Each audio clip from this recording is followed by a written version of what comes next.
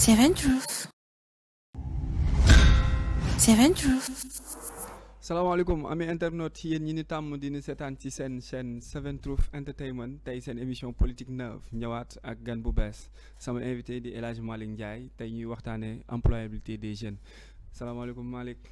maaleykum salaam Arona maa ngi lay nuyu maa ngi lay fay maa ngi lay sant bu baax ci invité bi maa ngi aussi nuyu ñi nga xam te ne ñoom laa fekk ci kër gi waa Seven Truth Entertainment et à travers votre émission politique neuve aussi et tous ceux qui me reconnaîtront. Merci beaucoup Malick léegi première question la présentation kan mooy Malick. Alors Malick man je suis sociologue j'ai eu mon diplôme supérieur à l'université de Dakar. Alors je suis aussi digital manager. Je suis cofondateur de l'ABDEV qui est laboratoire du développement. Alors entre autres je donne des cours, je suis formateur en même temps, coach en prise de parole en public et en communication digitale. Donc j'ai donné beaucoup de conférences sur l'emploi des jeunes et tout ça. Bien que je suis pas vraiment quelqu'un qui a la légitimité d'en parler avec toute l'aisance quoi, parce que c'est une question très très complexe.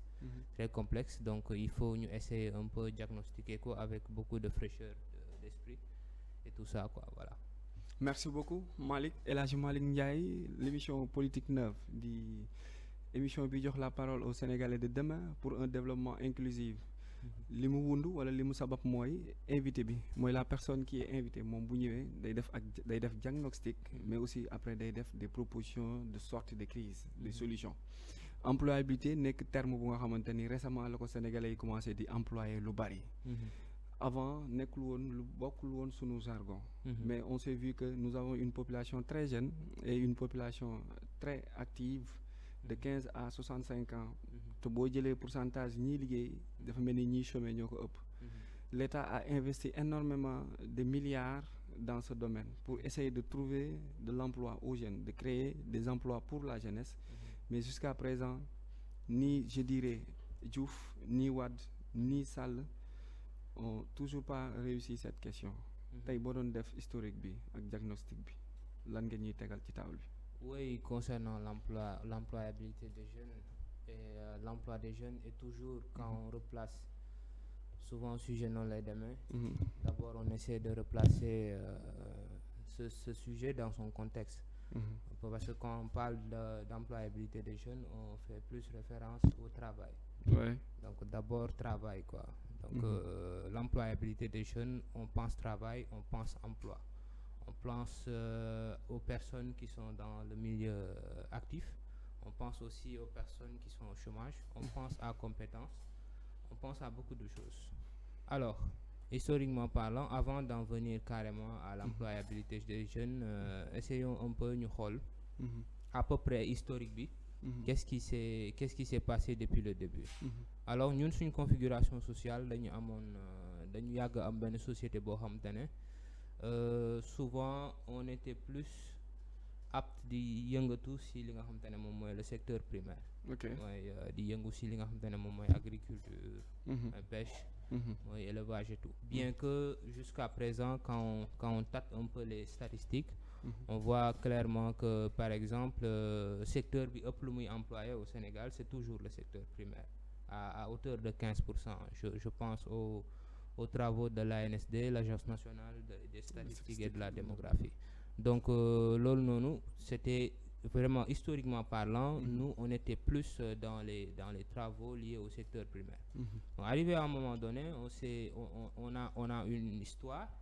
On a une histoire liée un peu à la colonisation.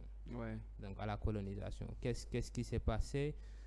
Souvent ceux qui travaillaient, pas tout le monde, ceux qui travaillaient comme employés étaient des fonctionnaires. C'était des gens qui travaillaient dans l'État.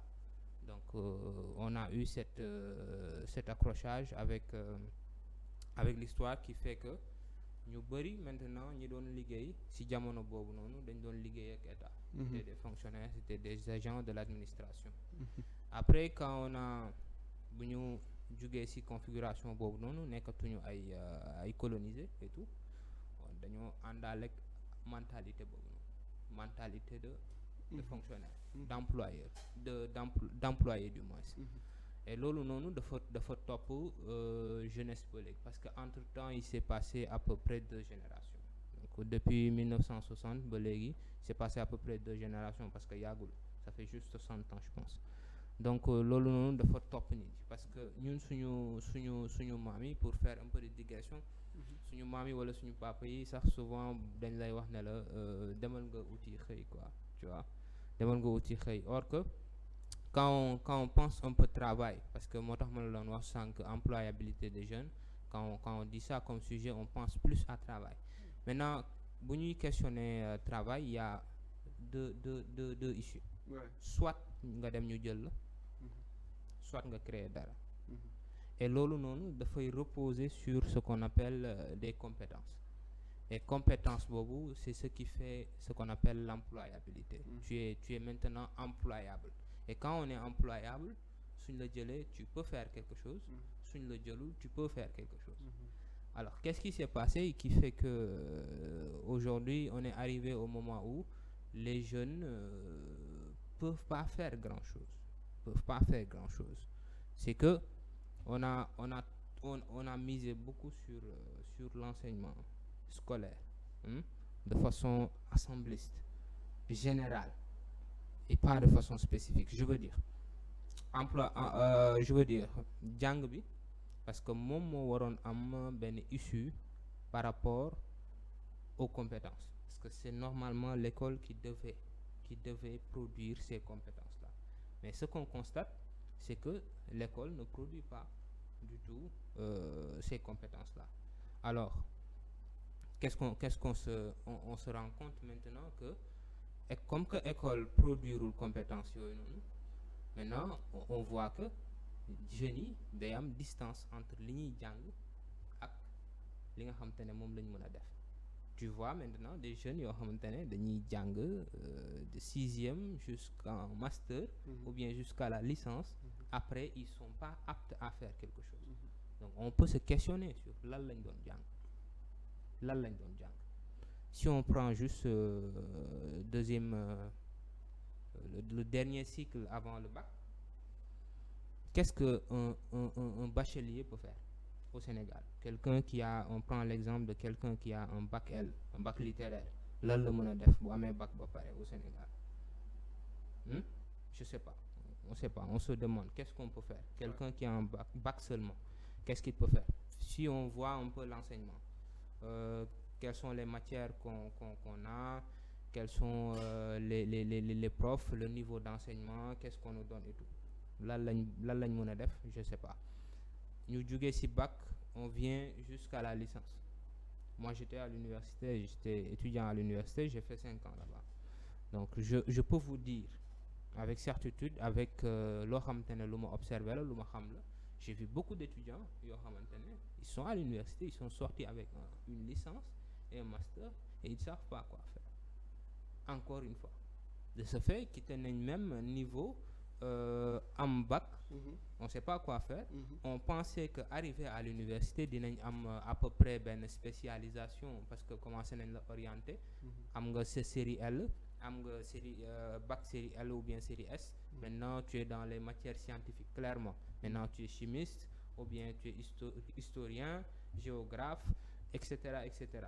Maintenant tu as la licence. La licence. Le deuxième diplôme universitaire, parce que le premier diplôme universitaire c'est le bac. Le deuxième diplôme universitaire nga am ko licence et alors qu'est-ce que tu peux faire? Rien du tout. À part jàng leçon en fait. Et ça je le dis pour taquiner, souvent dama koy wax avec beaucoup de rire et ça fait rire vraiment. Souvent da ngay laaj étudiants yu bari qu'est-ce qu'il peut faire? C'est rien du tout. Ce qui fait que maintenant on quitte ce truc de perdre beaucoup de temps à l'école et que cette école-là nous a donné des compétences ou bien des compétences qui ne peuvent pas nous permettre de travailler.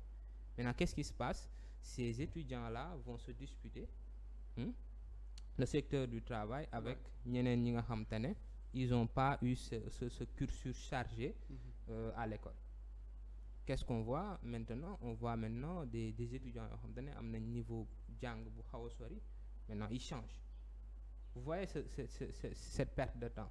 nga jàng 20 ans ci benn affaire. après nga bàyyi ko fa dem pour commencer waat leneen. Quelqu'un qui a fait sociologie ou bien quelqu'un qui a fait histoire à l'université ba master mu bàyyi ko fa dem nekk par exemple un infographiste. Et tout ça wala benn monteur nga commencer waat beneen affaire parce qu'on est dans cette recherche d'employabilité. lan laa mën a def ban compétence laa mën a teg sur la table pour que fu ma mënti dem suñ ma jëlee ma def suñ ma jëlul ma def et loolu normalement je dis bien normalement école moo ko war a produire parce que c'est bien de le préciser quand on est jeune. Et c'est la charte africaine de la jeunesse qui nous permet de savoir que est jeune toute personne âgée de 15 à 35 ans. Sur le plan africain en Afrique li ñu considérer jeune mooy ko am 15 ba 35 ans. Mais hélas encore une fois cette tranche d'âge là est plus affectée par le chômage que ñeneen ñi nga xam te ne ils sont dans la tranche d'âge 35 à 65 ans. La retraite 65 ans. Alors tranche d'âge boobu noonu lan moo tax ñoom ñoo gën a yëg chômage bi parce que ils sont pas employables parce que ils ne comprennent pas le marché du travail parce que vous savez j'ai l'habitude de le dire même trouver du travail est une compétence. Trouver du travail ça c'est une compétence vu au su de tout le monde on a des sociétés d'intérim qui captent qui capte une grande part de ce marché-là et qui vend. Parce que qu'est-ce qu'on doit comprendre à ce niveau-là mooy que liggéey dañ koy jaay emploi dañ koy jaay on vend l'emploi je sais pas si je me fais comprendre. Emploi dañ koy jaay et si tu ne comprends pas que système boobu noonu ñu nekk on vend l'emploi et yow nga dem xam ci marché bi ñuy jaayee emploi nan la ñuy jaayee emploi nan lañ koy jëndee ça va être compliqué. Parce qu'on sera dans ce cercle vicieux qui fait que on sait pas kan mooy joxe liggéey bi nan lañ koy amee yan compétence moo la fay dugal et puis tu as besoin de combien d'expérience et tout ça. Vu tous ces problèmes là jeunes yi ne noo xaaral ñu bàyyi fii lii ndànk on essaie d'être des entrepreneurs et là encore le problème est recrudescent.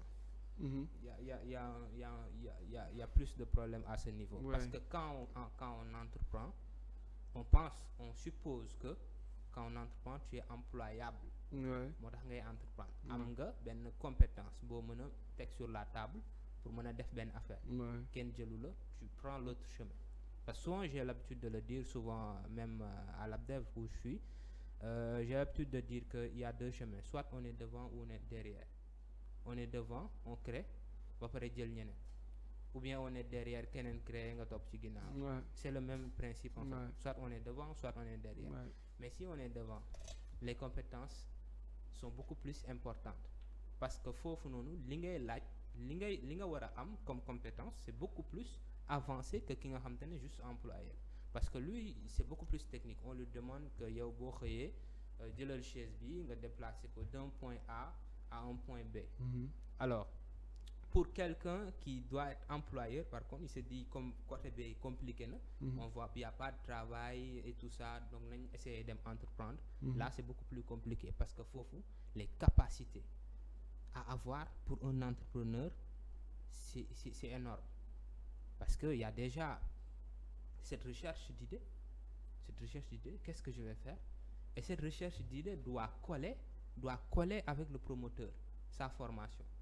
Lan la def encore tu vois on revient encore à la formation qu'est-ce qu'on a appris à l'école lu war a tax man après li ma jàng noonu ma mën ko exercer vous voyez. Effectivement le promoteur. Donc cette recherche d'idées doit arrimer avec le promoteur li ma mën a def man sama compétence yi ma jëlee école. Et là on voit clairement par rapport à ce que je disais tout à l'heure il y a cette distance entre l'école et le milieu professionnel. On constate que l'école lui produire c'est pas recevable dans le milieu professionnel.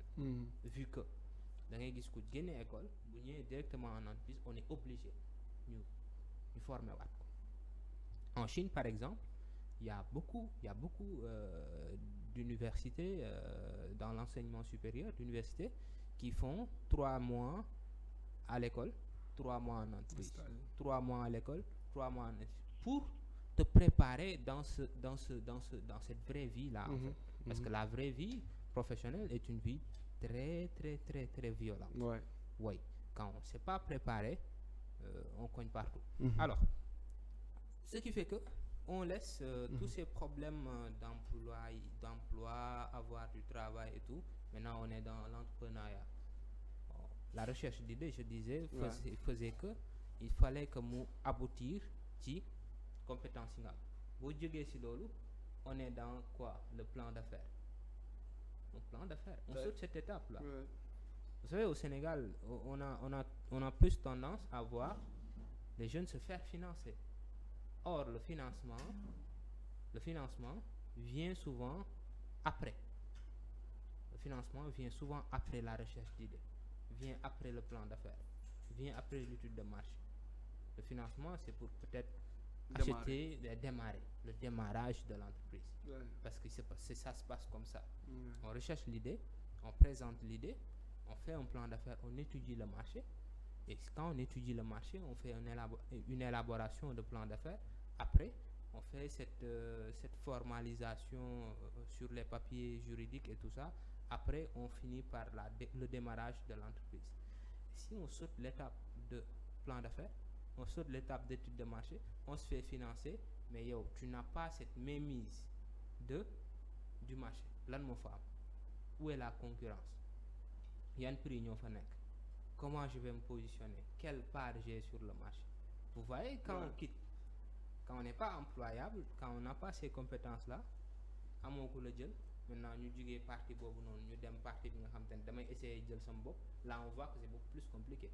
Parce que ces compétences qu'il faut avoir là pour intégrer le milieu du travail, pour être vraiment compétitif, est beaucoup plus accentué à ce niveau-là. Alors, il faut aussi, j'aimerais vraiment qu'on fasse un peu cette différence entre emploi et travail. Entre emploi et travail. Karl Marx nous l'expliquerait beaucoup mieux que moi en fait. Je reprends parfois ces termes quand on parle d'emploi et travail. L'emploi c'est quoi?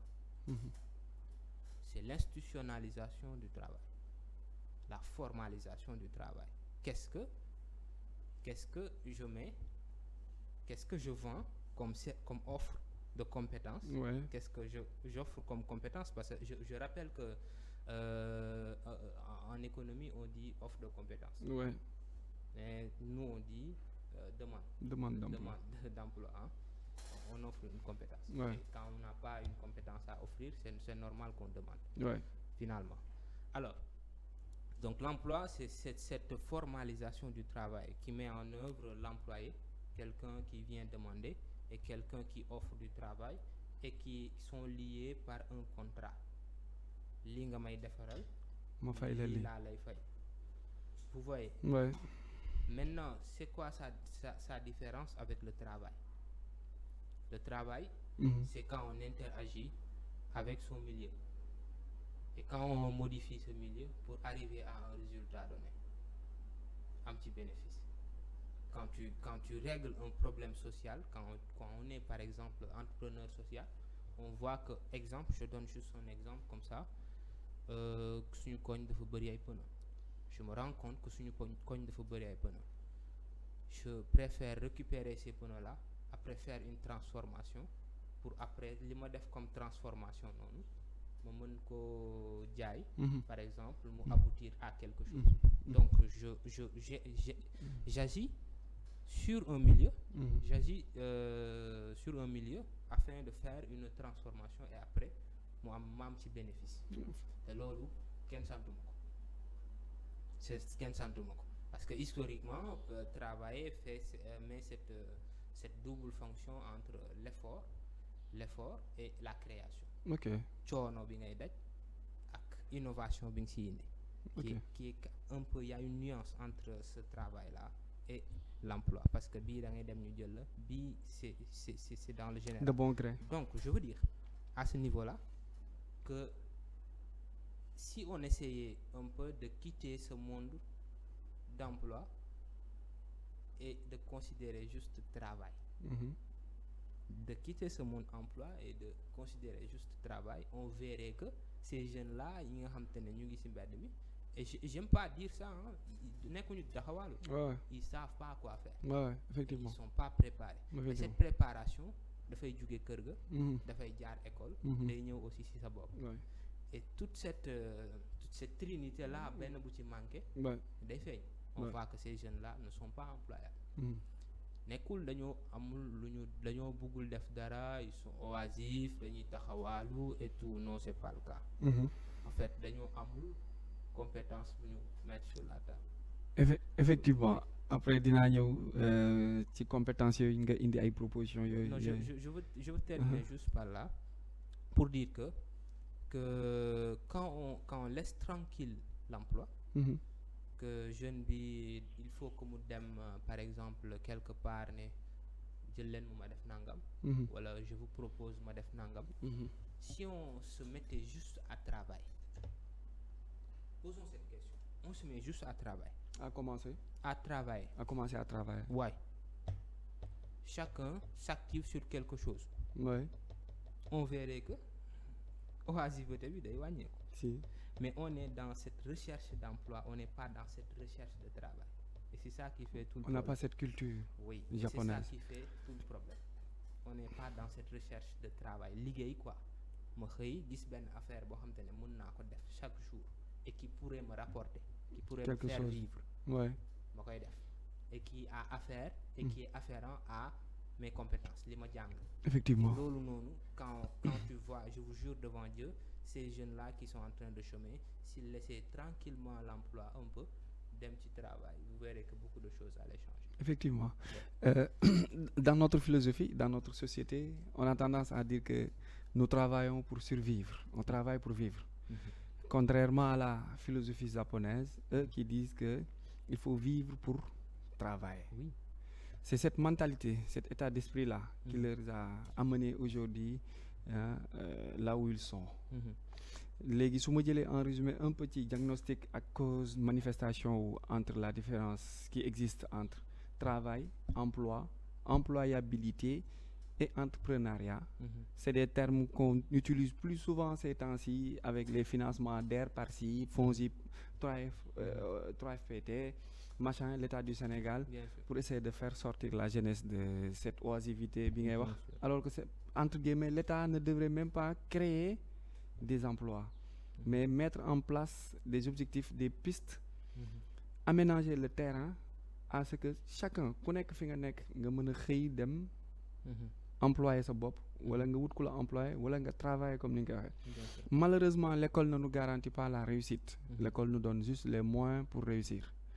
La première chose bi la koy wan mooy da ngay gis ku jàng ba am licence génn du la mën a bindal demande. Wala buy bind demande, communément appelée demande, day bind demande d'emploi, alors que l'emploi on le demande pas. Bien sûr. On candidate à un emploi. Bien candidature sûr. À un poste la ñuy wax. Bien sûr. Parce que tu demandes pas, demander mooy le fait que ma ñëw ne la Malick may ma liggéey. Alors que moi j'ai des compétences à te donner pour moyennant un salaire. Ça veut dire que offre de service la, offre de compétence la. Mais comme yegguñu foofu, on pense toujours que suñu paree jàng rek dañoo war a liggéey. Alors que lii liggéey du ci këyit bi ñu la jox école. Mais lii liggéey ci yow la nekk. Parce que emploi dañ koy jënd. Xëy dañ koy wut dañ koy créer. Ki jug sol dàllam di ambulant. Jàpp na ne moom ci milieu boobu noonu la mën a génne. Chaque année il y a plus de 200 000 jeunes qui sortent des écoles, instituts, universités de formation supérieure, soit avec un BTS, un BT, une licence, un baccalauréat, ainsi de suite, qui attendent l'État en contrepartie, attendent l'État. Et malheureusement, l'État pense que 200 000 francs 300 000 francs 1 million mooy génnee jeune bi ci le fait que mu reste toog di xaar. Ah oui. Alors que c'est pas ça. Il y a une différence entre éducation, instruction et formation. L'éducation, c'est à la maison. Bien sûr. L'instruction, c'est l'école. Mais la formation, c'est à la fois l'État et toi-même. Bien sûr. yéenay def synchro foofu dootul nekk pédagogie mais andragogie lay nekk parce que tu as atteint l'âge de maturité pour mën a xam effectivement nan ngay def. On a rencontré pas mal de problèmes situé nañ problème yi xam nañ fi mu nekk partant de la colonisation, l'instrumentalisation, institutionnalisation de nos États, de nos pensées, travail avec l'État, chômage, rester à la maison. Plus de 68,7% de la population sénégalaise ont moins de 35 ans, moins de 40 ans. Ils font partie de la population active. La terre, elle est là. La mer, elle est là. L'espace à utiliser aussi est là. Mais quelle est cette motivation qui manque à la population sénégalaise, à la jeunesse et à l'État du Sénégal pour booster la jeunesse à sortir de chez eux, soit à aller être employeur ou employé? Parce que Robert Kiyosaki disait qu'il y a 4 types de travailleurs. Soit tu es employé, soit tu es employeur, soit tu es businessman ou investisseur. Mais quitter d'abord l'état employé pour devenir employeur, parce que être employé moo gën a yomb que être employeur. Employeur mooy entrepreneur bi mettre en place quelque chose. Boo jugee ci employeur dem ci businessman pour devenir maintenant un très grand investisseur. Mais bu fekkee mënoo comprendre travail, emploi, employabilité, entrepreneuriat, entrepreneur, xamoo échec, perte.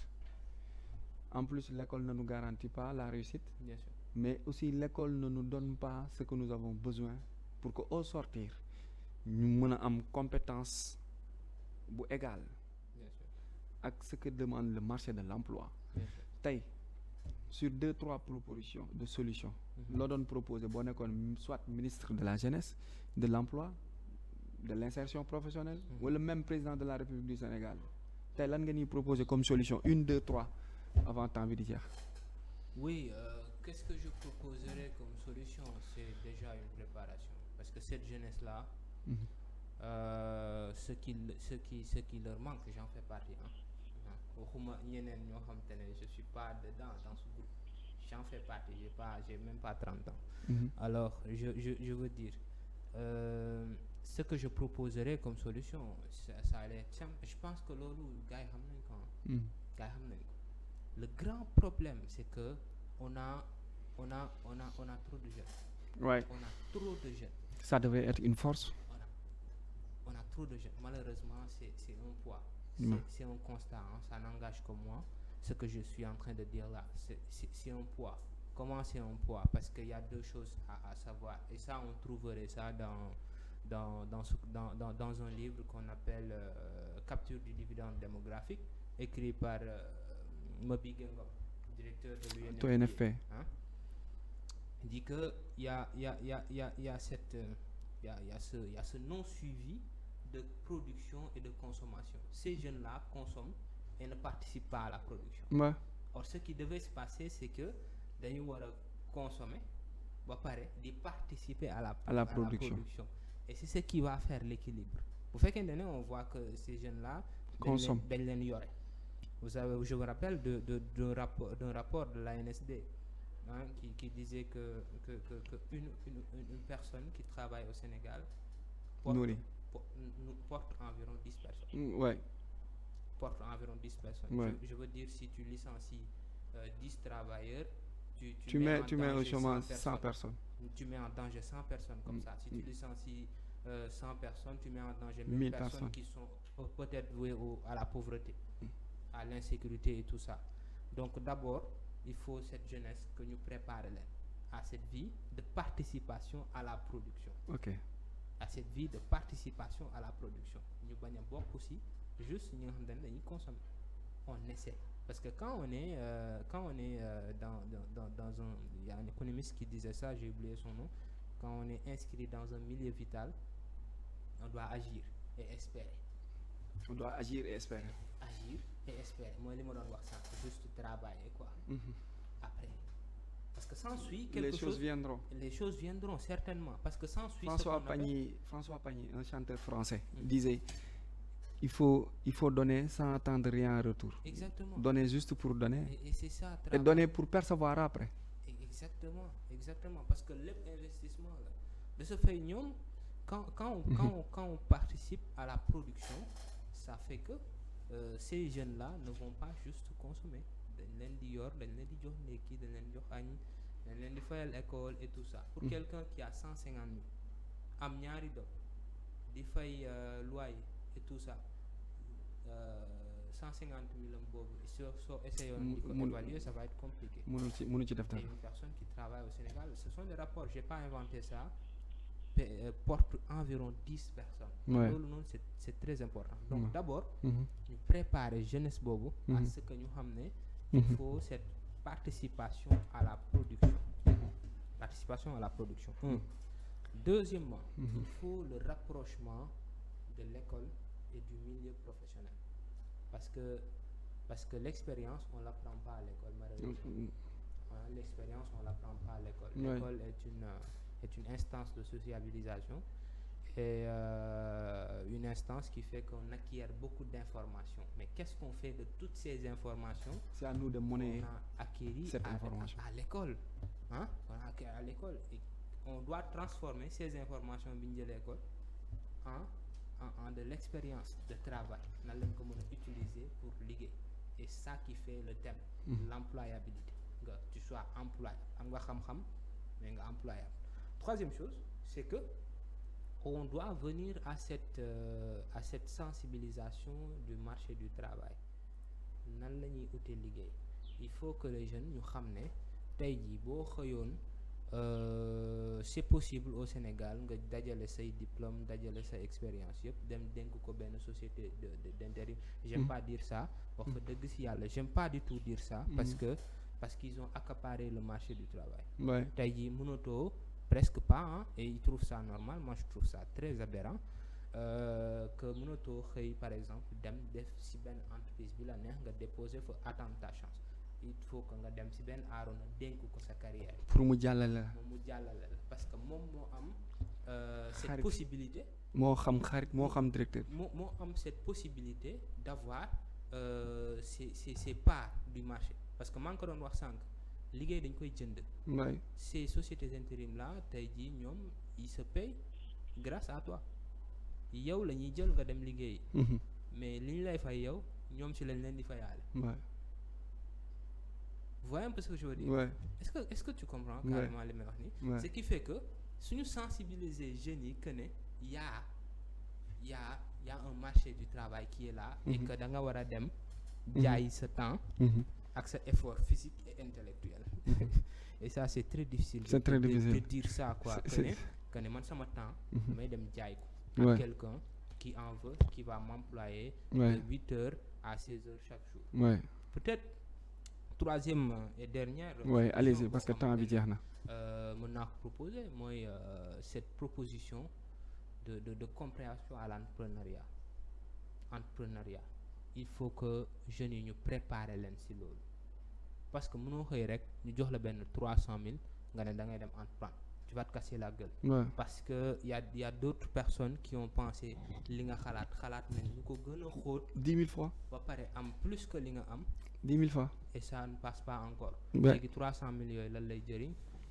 Ça m'a fait beaucoup rire d'entendre le délégué à l'entrepreneuriat rapide qui dit que demoon na benn dëkk quelqu'un lui a dit vous savez financer ngeen ma quoi 500 000 mais xam nga la laa ci def dama ci takk jabar. Il y a pas cette préparation là amul préparation. jënd ci téléphone. Et quand on n'est pas préparé on n'est pas employable. Merci beaucoup. Only that. Merci beaucoup. Merci. El Hadji Malick Ndiaye la tudd mooy je dirais responsable première bu LabDev laboratoire de développement ñi ngi nekk Pikine c'est des jeunes très engagés tey mu ñëwoon ci émission politique neuve comme ni ngay waxee la parole aux Sénégalais de demain pour mu ñëw indi ay solutions et des propositions de sortie de crise macha allah ku ko déglu mu wax xam ni li muy wax wala li mu doon wax xam na ko wuy nga sa turandoo El Hadji Malick wax ji tey na macha allah. N'oubliez pas que dans la vie il y a que deux verbes qui existent, c'est le verbe subir et le verbe agir. On subit parce qu'on n'a pas agi ou on agit pour ne pas subir. Politique Neuve vous donne rendez-vous prochainement avec un autre invité. Jaajëf, merci beaucoup. Seven Truth.